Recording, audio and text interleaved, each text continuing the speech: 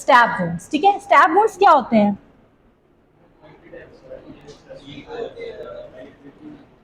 हमने बात की थी कि डिफेंस जो इंसाइड्स को स्टैब के ऊपर जो दो चीजें डिफरेंशिएट करती हैं, one is the direction in which we are going to thrust the weapon, ठीक है। लाइक वहां हम ड्रैग अलोंग द स्किन और across the along the string कर रहे थे, यहाँ आप थर्स्ट इनसाइड द स्किन कर रहे हो, ठीक है। सेम वेपन है, बट एक वो चीज, सेकेंडली जब आपके पास इंसिजन आ जाता है, जब आपके पास वूंड आ जाता है, तो आपने वहां जब डिफरेंशिएट करना होता है, तो वहां most differentiating factor is the depth, ठीक है। Like in incise wound length is more, यहाँ पे क्या होगा, डेप्थ इज मोर। स्टैबिंग में आपके जो भी छोटे छोटे भी आगे हम देखेंगे ना, स्टैबिंग में पंक्चर्ड वूंड भी इसी में आ रहे हैं, ठीक है।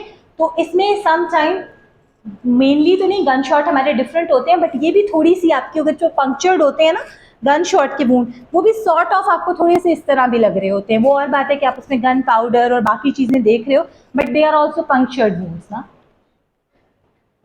सो stab wounds is normally by the sharp weapons, ठीक है, but most of the time that sharp weapons are pointed, ठीक है।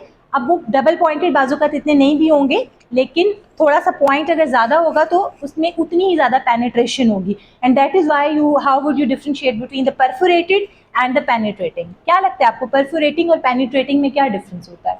दोनों स्टैब वुंड की टाइप्स हैं। पेनिट्रेटिंग क्या होगा और परफोरेटिंग क्या होगा? पेनिट्रेटिंग में होगा कि आपने अंदर डाला है, ठीक है, but it doesn't come across. Perforate हुआ, चीर फाड़ कर दूसरी साइड से निकल गया। सो इट बेसिकली है बोथ थिंग्स, एंट्री वुंड और एग्जिट वुंड। जो आपका पेनिट्रेटिंग होता है उसमें जो एग्जिट वुंड होता है that is normally on the basis of some of your vital organ, ठीक है, लिवर की साइड पे पड़ा हुआ है या किसी और जहां से भी वो लोकेशन पे डिपेंड करता है। But in case of the perforation आपको other side of the body से आपको एग्जिट वुंड मिल सकता है, और वो आपको डेप्थ को बहुत इजीली आप वहां से मेजर कर सकते हो। Otherwise it is slightly difficult कि आप डेप्थ एग्जैक्टली बता सको। अच्छा, अब उसमें अभी मैं आपको बताती हूँ, मेरे मजे की बात होती है, जो ये प्ली लेते हैं ना ज्यादातर, वो अभी इससे रिलेट करके बताती हूँ, ठीक है। पहले हम इंजरी देखते हैं कि it is basically injury cause by more or less pointed sharp edge weapon when it is driven in perpendicular direction through the skin of the body, ठीक है। या किसी भी चीज में depth is the greatest dimension. तो आपको हमेशा मैं बताती हूँ कि in forensic medicine it is very very important to know about exact definition. आपने आए बाएं शाएं वाली डेफिनेशन खड़े होकर वहां पर खुद नहीं बनानी, बिकॉज आई नो स्पेसिफिकली जो बच्चे ए और ओ लेवल्स से आते हैं उनको बहुत आदत होती है, बताया भी जाता है, इनकरेज भी किया जाता है कि मेक योर ओन डेफिनेशन।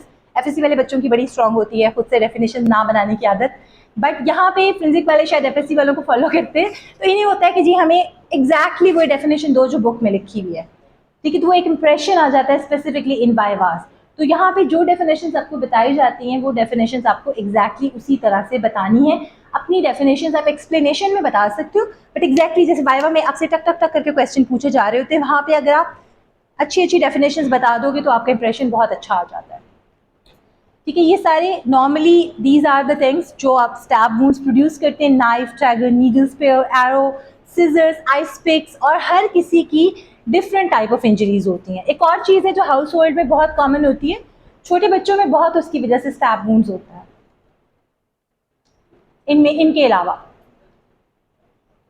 इतने केसेस हमारे पास इमरजेंसी में आते थे ना उस किस्म के फोक की इंजरीज। बच्चों को फोक की इंजरीज नॉर्मली इसीलिए कहते हैं कि बिल्कुल भी नहीं छोटे बच्चों को फोक्स हाथ में देने चाहिए, तो उसकी वो जो पॉइंटेड इंजरीज होती है वो बहुत कॉमन होती हैं।